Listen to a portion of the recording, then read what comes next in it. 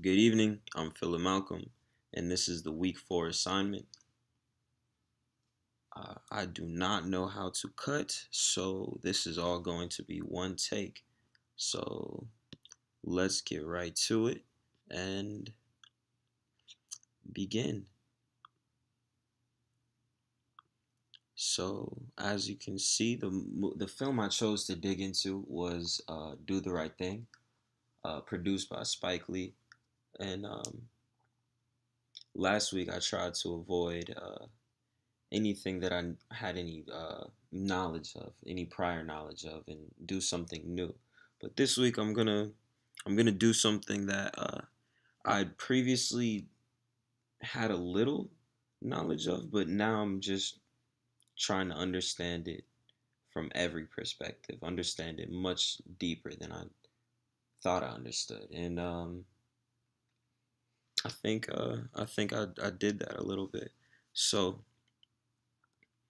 to begin with, we have Rosie Perez dancing on the opening credits, and it's not to be overlooked the the ferocity that she dances with, as well as the elegance she dances with, because Spike does this on purpose, and the music she's dancing to is "Fight the Power," which, as you see later, is blasting from Radio Raheem's boombox, and that's because in this film, Spike represents the power and ferocity and elegance of minorities through the music, through Fight the Power. Uh, and you'll see that deeper as we continue through the slideshow. So, Do the Right Thing, produced by Spike Lee, starring Spike Lee. A lot of elements in this movie. And the characters, first of which that we'll be diving into, is Radio Raheem. But before I get into him, uh, we have to talk about Sal, who is the owner of the pizza shop, who can be seen as racist at times, but he never straight up says anything that would make you be able to accuse him of being a racist, which doesn't go for both of his sons. One of his sons, excuse me for not knowing his name off the top, but he's uh, played by the guy from Transformers. But he he uh, he uses the N word a couple of times, which and has a much more angry tone throughout the entire movie, which allows you to think of him more so as a racist. But Sal, he introduces him in a very calm and almost endearing way because he wants you to really think about it. He doesn't want you to just jump to conclusions. He wants you to really think about what goes into his actions of, for example, uh, not putting anybody of color on his wall in the store, which of course leads to a reaction to the community. And another huge theme of this movie is community. That's a big element that Spike makes sure to cover, uh, because what he does with his long camera takes, is show you just how close everybody is. Because you see him leave his house and walk to his destination, and along the way he's speaking to people who are characters throughout the film, uh, which just which once again just goes to show the community. It's close knit. Everybody knows where each other lives. Everybody's within walking distance. Everything is within walking distance. Uh, so that's a big element that cannot be overlooked. So another character, Mookie. Um, Mookie is Spike Lee, the character Spike Lee plays, who is in a very difficult position, and he's put there by Sal. And I'll cover these positions deeper when we get to the conflict slide. But just doing a small character overview over a few characters that must be named. Um, the last one that I will cover is Radio Raheem, and let's get to that slide. So, Radio Raheem is a very strong character, very, very strong, uh, and he's seen as a force. He's seen as someone to be reckoned with. Uh, and that's shown because, well, for one, the camera always looks up to him, which gives him a sense of being big, powerful. Like he just cannot be taken down. He won't be beat, and this is shown in when he pulls up alone to a group of Latino Americans on their stoop, bumping their radio, their music, their cultural identity, and he comes by and blasts his music, the song Fight the Power by Public Enemy, which is a powerful song. And he drowns out their music with his. Even when they try to turn up their music, he turns his music even louder, which which I believe is uh, a metaphor for Spike Lee's seeing the power and influence of hip hop culture and the culture of minorities becoming more and more powerful. And another analogy that can be made from the boombox battle is how he believes that love will always conquer hate, even if it looks to be on the ropes. Because at first, it looks that Radio Raheem is on the ropes. It looks that his music is gonna get bled out, or those people are gonna fight him. They're gonna be angry because he's on their turf playing his music or playing his music that isn't their identity. But in the end, he plays the music louder, and he gets to be the guy. He gets to feel that power, that that feeling of succeeding and in playing the music louder. And that's all he wanted. He wanted no violence, nothing else. He just wanted to show them my music is louder. My speaker is a little bit more powerful. And as soon as they conceded to him, he walked away. He showed love. And love will always be on the top, even if it looks to be on the ropes, even if the situation looks dim, which is a characteristic of his personality that sharply contradicts what he looks like, which Spike does on purpose. And conflict. Uh, the first and probably most obvious conflict in the whole movie that may slide under some people's eyes is the heat tension. It's because it's so hot. The temperature is so hot throughout the entire movie, and sweat on people's clothing is common, is almost almost throughout the entire movie that they're sweating, and the people's anger. It's not just temperate. It's also their their temperaments are hot, uh, because they're very quick to be agitated, very quick to be angered. Um, that is an ongoing conflict, which of course the pinnacle is the hottest day of the summer, and racial tension, which could be including the boombox face-off because it's a tension between two cultures, Latino and African American, um, along with African American and minorities versus Italian American or Anglo American people, white people, and seen in Sal's store. Racial tension is throughout the entire movie. Um, Even though it's many times it's not sharply said, it can be perceived, and economic tension. So heat tension, racial and economic tension, and Economic tension may be overlooked as well, but it cannot be forgotten because at the end of the day, everybody wants a profit. Everybody wants a profit. So you may see problems as a racial problem, but in reality, they may be thinking for the bottom line, or they may be able to say that and defend it well enough to avoid being seen as racist. So you have to take that into account as well when looking at a problem from multiple perspectives, which Spike wants you to do when viewing this film.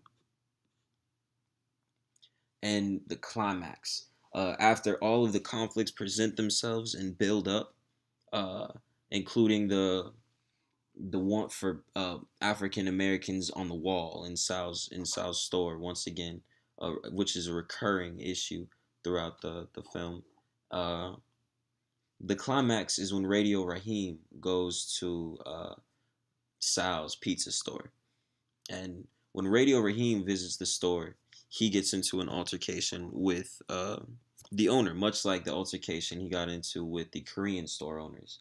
But this one ended in violence rather than both sides coming to an agreement and the store owner getting their money and the patron receiving what they went there for. Uh, Sal Sal pulled out a worn bat, which is also an allusion to a real world occurrence um, in which a store owner beat a man in Brooklyn, New York.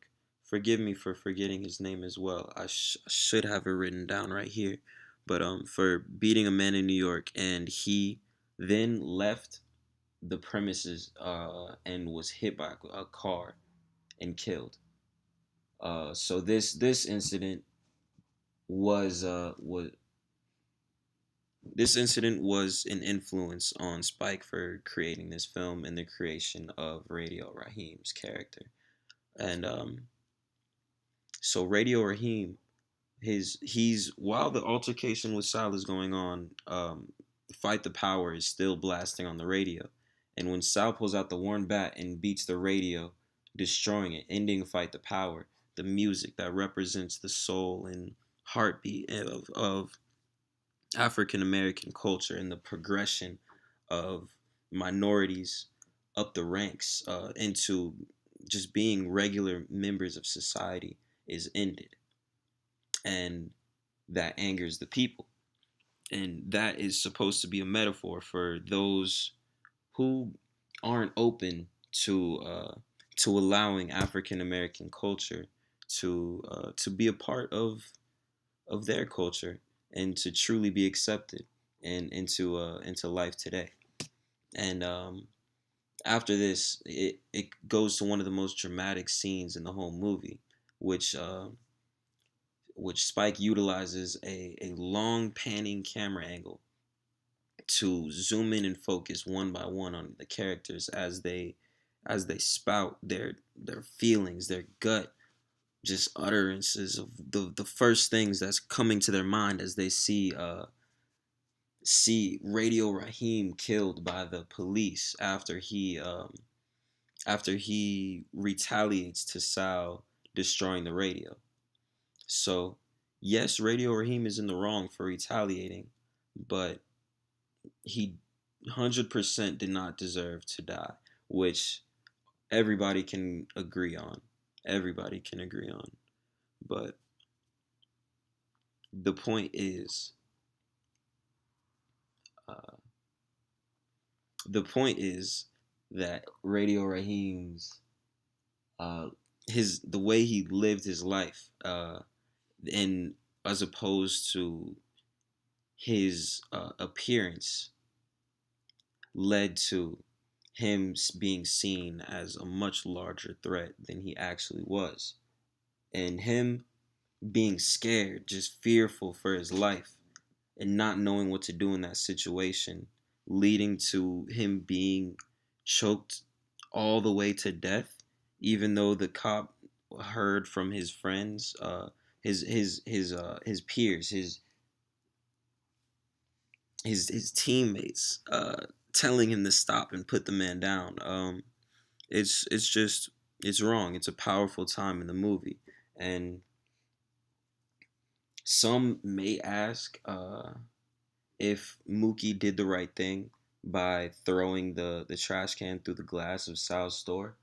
And honestly, that question never really came to my mind. But when I was reading up on interviews that Spike Lee had after the movie, he actually said a funny thing. He said the only people that asked him if Mookie did the right thing were white people.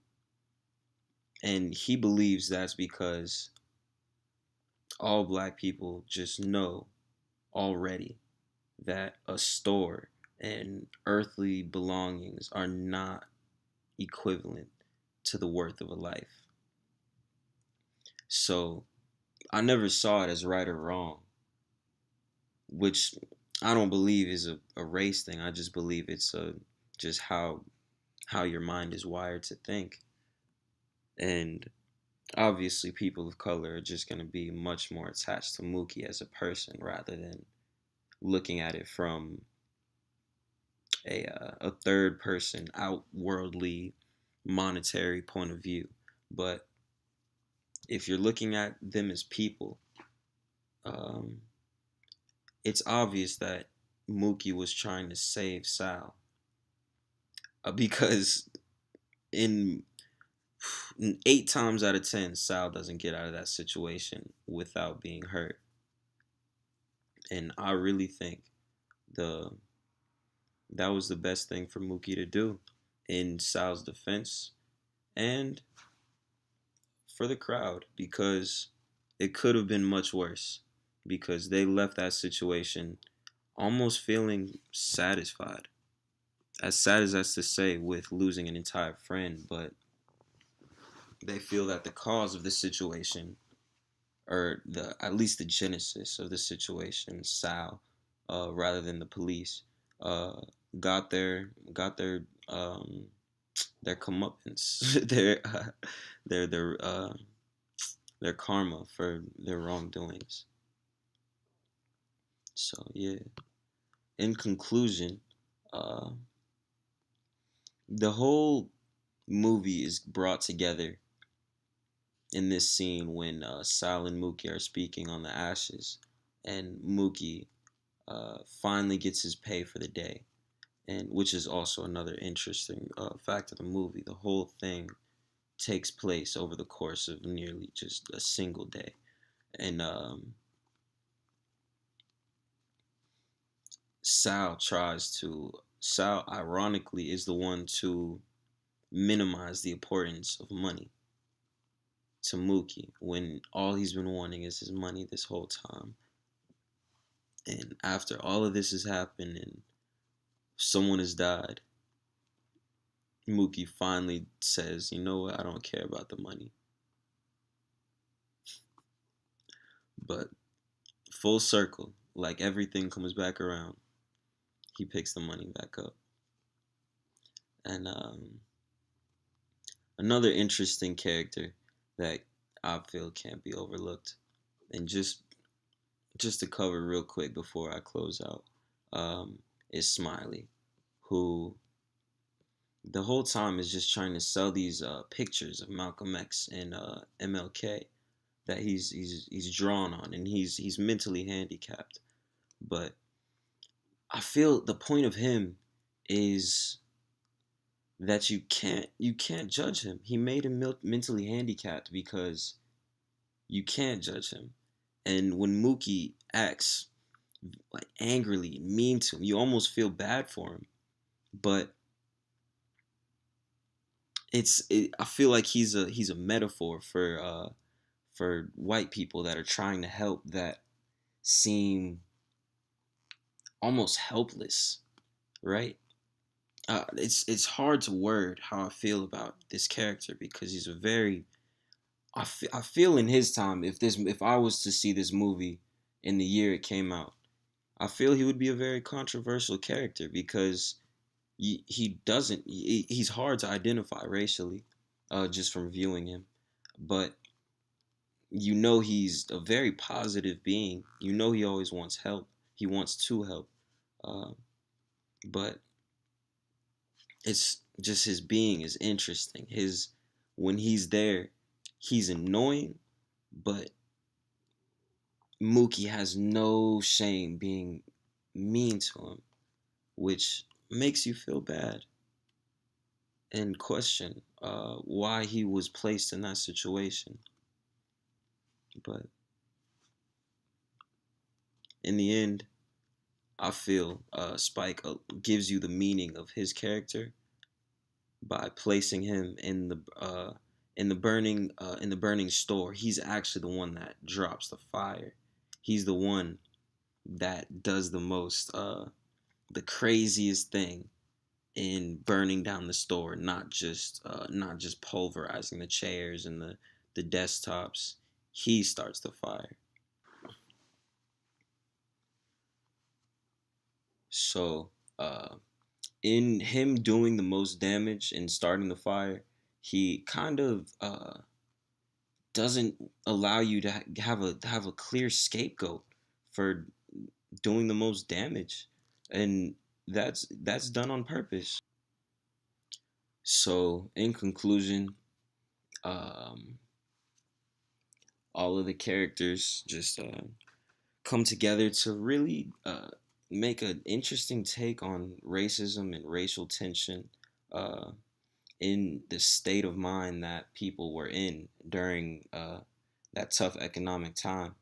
And he allows you to make the connections and really decide how you feel about the situation, because uh, he gives you a very very good look at each perspective, even from a perspective of a drunk versus a very religious woman.